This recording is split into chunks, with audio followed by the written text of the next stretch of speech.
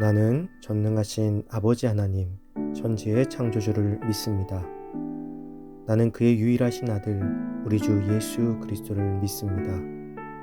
그는 성령으로 잉태되어 동정녀 마리아에게서 나시고 본디오 빌라도에게 고난을 받아 십자가에 못 박혀 죽으시고 장사된 지 사흘 만에 죽은 자 가운데서 다시 살아나셨으며 하늘에 오르시어 전능하신 아버지 하나님 우편에 앉아 계시다가 거기로부터 살아있는 자와 죽은 자를 심판하러 오십니다.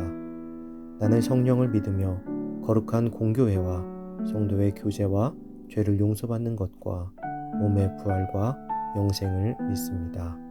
아멘.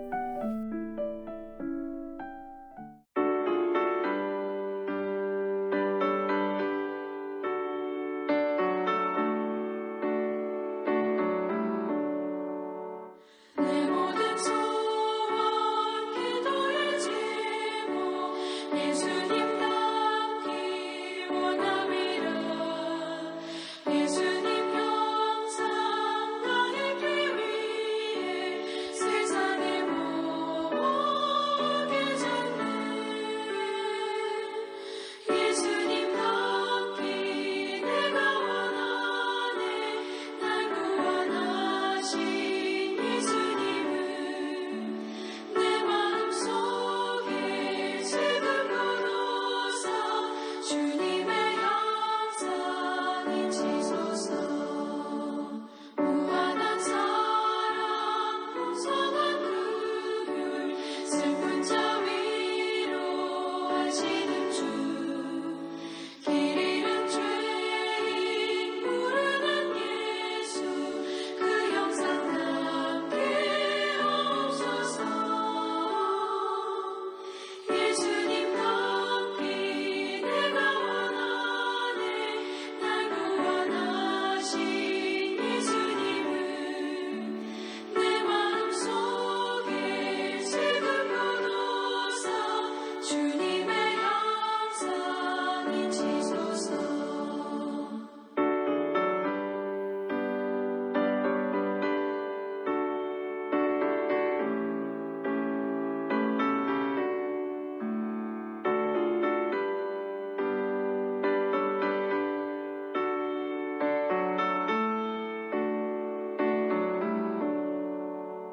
겸손한 예수 거룩한 주님 원수의 멸시 참으시사 우리를 위해 고난을 받은 구주를 닮게 하옵소서.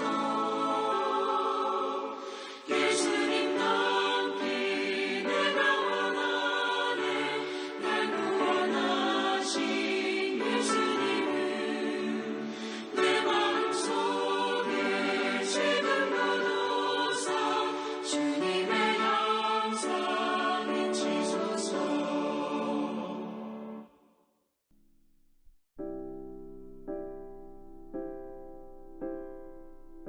오늘 하나님께서 우리에게 주신 말씀은 요한복음 18장 10절에서 18절입니다.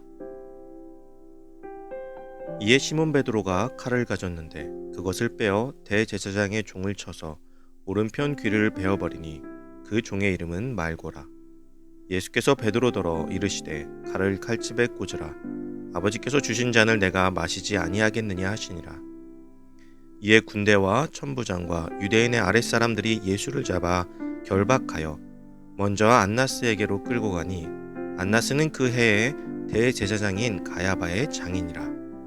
가야바는 유대인들에게 한 사람이 백성을 위하여 죽는 것이 유익하다고 권고하던 자로라. 시몬 베드로와 또 다른 제자 한 사람이 예수를 따르니 이 제자는 대제사장과 아는 사람이라.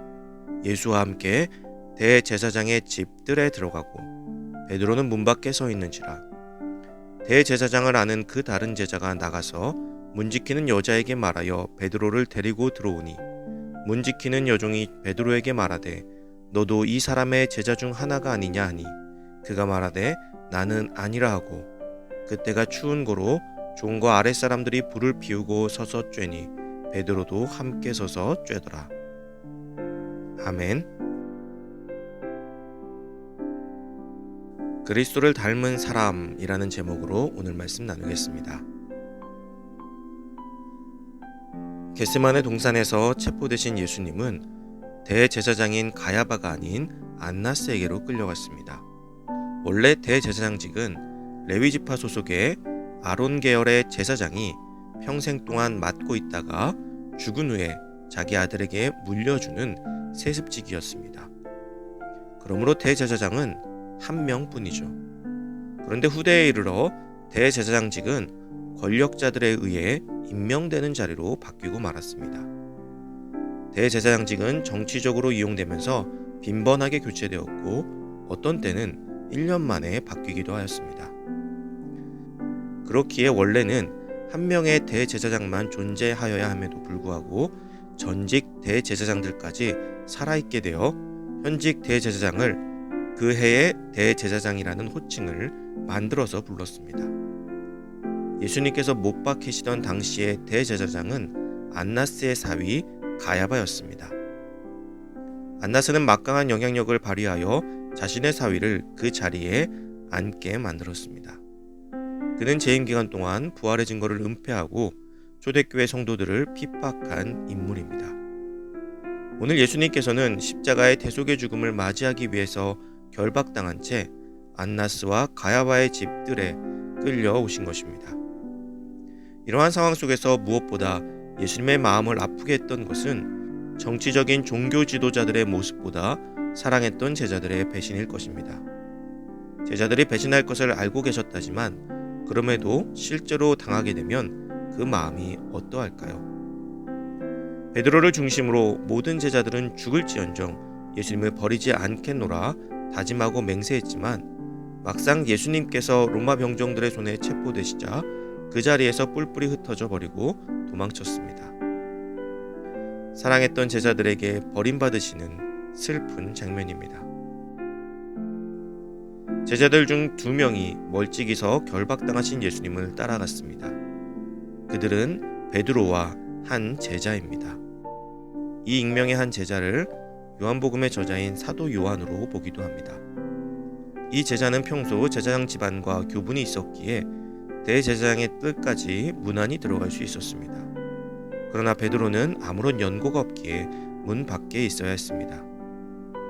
그래서 익명의 제자는 여종에게 부탁하여 베드로를 뜰까지 데리고 들어왔습니다. 이때 그 여종이 베드로를 알아보고 제자 중 하나가 아니냐고 슬쩍 묻게 됩니다. 베드로는 너무나 쉽게 자신은 아니라고 부인하고 말았습니다. 어떻게 그럴 수 있을까요? 라는 질문과 함께 오늘 우리도 그렇게 쉽게 예수님을 부인하고 살고 있지는 않은가 하는 생각이 교차됩니다. 예수님을 부인한다는 것은 베드로처럼 누군가가 물어보았을 때 아니라고 대답하는 것에만 국한하는 것은 아닐 것입니다.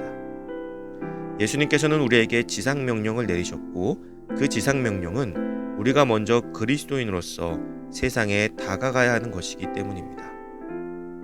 즉 그런 관점에서 본다면 우리가 세상 속에서 그리스도인임을 자처하고 드러내지 못하는 삶을 산다는 것 자체가 예수님을 부인하는 베드로와 다를 것이 없다는 것입니다. 그리스도인이란 안으로는 그리스도를 모신 사람이며 밖으로는 그리스도를 닮은 사람입니다. 닮았다는 것은 누가 보아도 우리를 통해서 그리스도가 보여져야 하는 것이죠.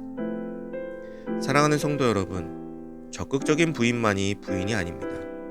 내 삶을 통해 그리스도를 드러내는 삶이 되시기를 바랍니다. 더 이상 예수님이 제자들의 부인에 외롭지 않으시도록 우리를 세상에 드러내어 주님의 빛을 비추는 복된 삶이 되기를 간절히 소망합니다.